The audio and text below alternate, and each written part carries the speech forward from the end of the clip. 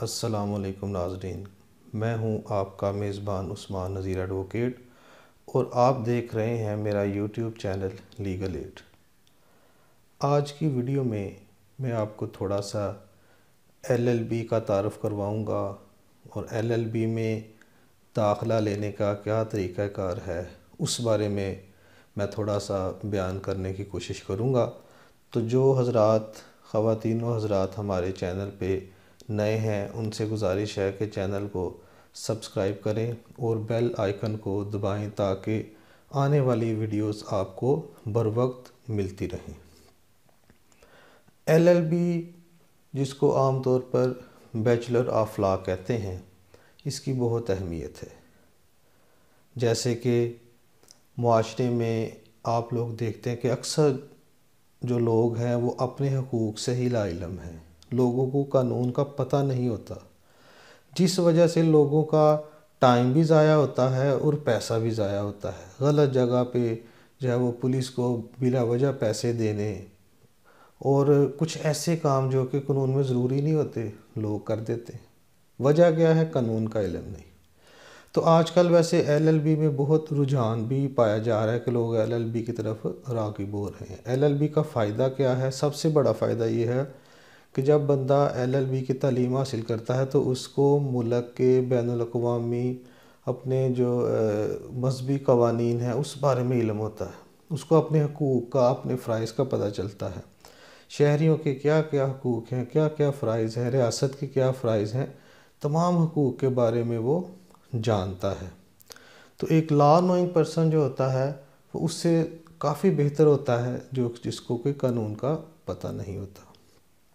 इसके अलावा एलएलबी के फ़ायदे में अगर आप देखें तो बेशुमार फ़ायदे हैं। एलएलबी करने के बाद आप कुछ अर्सा प्रैक्टिस करने के बाद सिविल जज भी बन सकते हैं। आप सरकारी वकील जिसको एडीबीपी डीडीबीपी कहते हैं। इसके अलावा जो सिविल केसेस में मुख्तलिफ महकमा जात होते हैं, महकमा रेवेन्यू होता है, आम तौर पर रेलवे का महकमा होता है, वापडा का महकमा होता है, तो इनके भी जो लीगल एडवाइज़र होते हैं वो एडवोकेट ही होते हैं। इसके बाद जो है आप कुछ देर और प्रैक्टिस करने के बाद अगर आप एडवोकेट हैं तो आप एडिशनल सेशन जज का भी डायरेक्ट पेपर दे सकते हैं। इम्तिहान दे के अगर कामयाब हो जाएं तो डायरेक्ट एडिशनल सेशन जज जो है वो बन सकते हैं। इसके अलावा आपने देखा होगा कि जजेस जो हैं वो अक्सर डायरेक्ट तौर पे तैनात होते हैं हाई कोर्ट में, सुप्रीम कोर्ट में। कुछ तो चले उसमें से जो लोग हैं वो हाई कोर्ट में जो जो जजेस लिए जाते हैं तो उसमें कुछ ऐसे बंदे भी होते हैं जो सेशन जज से जस्टिस बनते हैं, लेकिन कुछ ऐसे भी होते हैं जो अपनी प्रैक्टिस की बुनियाद पे, अपनी नेक नामी से, अपनी प्रैक्टिस से जो है वो डायरेक्ट जस्टिस बन जाते हैं। तो एलएलबी का बहुत फ़ायदा है। इसके अलावा बैंकिंग सेक्टर में इसका स्कोप है। अगर आप चले जाएं तो जो है वो रेलवे में, आर्मी में, बहुत से महकमा जात में जो लीगल एडवाइज़र की ज़रूरत होती है उसमें वकला ही हायर किए जाते हैं। तो एलएलबी पहले जो है वो 3 साल का होता था, जो कि सुप्रीम कोर्ट के जब फ़ैसला आया 2019 में तो ये ख़त्म करके अब 5 साल का एलएलबी का प्रोग्राम होता है, जो कि इंटर के बाद शुरू होता है। इंटरमीडिएट के बाद यानी एफए, एफएससी के बाद या इक्विवेलेंट के बाद जो है आप एलएलबी कर सकते हैं। इसके अलावा सुप्रीम कोर्ट ने जो है इसमें लॉ एडमिशन टेस्ट जिसको लैट कहते हैं ये भी ज़रूरी करार दे दिया कि जो बंदा भी एलएलबी में एडमिशन लेगा उसके लिए लैट टेस्ट पास करना ज़रूरी होगा। और ये लैट टेस्ट कौन लेगा? ये हायर एजुकेशन कमीशन जो HEC है ये इस टेस्ट को लेती है और जो इस टेस्ट में पास होता है वो एलएलबी करने का, एलएलबी में दाखिले का अहल हो जाता है। तो लैट टेस्ट पास करने के बगैर एलएलबी नहीं हो सकता। और इसमें 100 नंबर का ये लैट टेस्ट होता है जिसमें जो पासिंग मार्क्स हैं, जिसके लिए जो क्वालिफाइंग मार्क्स हैं वो 50 हैं। 50 नंबर अगर होंगे तो फिर जो है वो क्वालिफाई कर सकते हैं।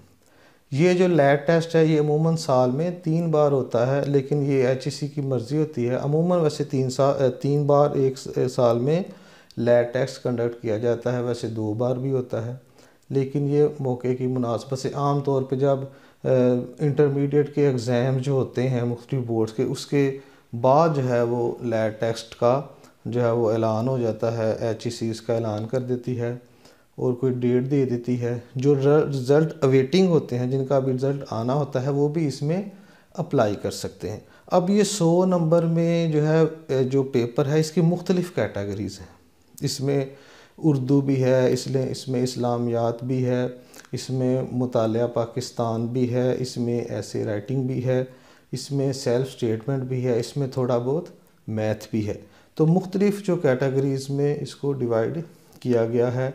मसलन कि अगर आप देखें, इस्लामियात के 10 नंबर हैं, पाक स्टडीज़ के 10 नंबर हैं, मैथ के 5 नंबर हैं, उर्दू के 5 नंबर हैं और जनरल नॉलेज के 20 नंबर हैं। तो इंग्लिश जो जनरल नॉलेज है उसके 20 नंबर हैं।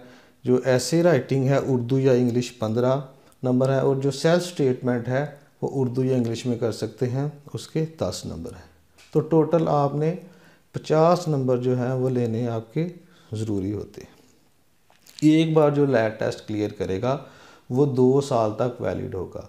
मसलन अब जो लैब टेस्ट गुज़रा है मार्च 2021 में, मार्च 2023 तक जो है ये वैलिड होगा, यानी 2 साल के अंदर अंदर इस टेस्ट की जो आपने पास किया, इसकी बेस के ऊपर आप किसी भी यूनिवर्सिटी के अंदर, प्राइवेट अदारे के अंदर एडमिशन ले सकते हैं। एक और इस इंफॉर्मेशन देता चलूँ कि ये जो LLB 5 साल का प्रोग्राम अब नया आया है, इसमें सेमेस्टर सिस्टम है। जितनी भी गवर्नमेंट की यूनिवर्सिटीज़ हैं, कॉलेज हैं, ये 6-6 महीने का जो है ये सेमेस्टर सिस्टम चलाएंगे। लेकिन जो प्राइवेट कॉलेजेस हैं वो 1 साल का भी इसमें 1 साल का सिस्टम चलाएंगे। उनके पेपर सालाना होंगे, यानी 5 साल के 5 पेपर जो हर सालाना पेपर, यानी हर साल में जो है वो पेपर देना पड़ेगा। जबकि यूनिवर्सिटी जो है वो सेमेस्टर सिस्टम के हर 6 महीने के बाद जो है वो सेमेस्टर का पेपर होगा। तो इस तरह 5 साल के अंदर जो है वो 10 सेमेस्टर जो है वो LLB में होंगे।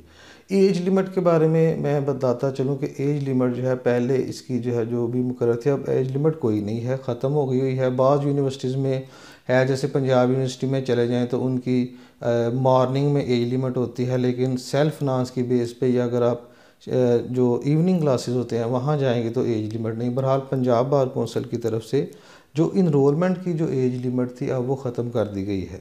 तो अब इसमें कोई भी शख्स जो है किसी एज का भी दाखिला ले सकता है। तो ये वो मालूमात थी जो मैंने आपको लैब टेस्ट के बारे में आपको बतलानी थी। लैब टेस्ट जो है वो क्या है, इसके बारे में आपको कंप्लीट वीडियो इंशाल्लाह नेक्स्ट मैं वो अपलोड करूँगा। हमारे साथ रहिएगा। अल्लाह हाफिज़।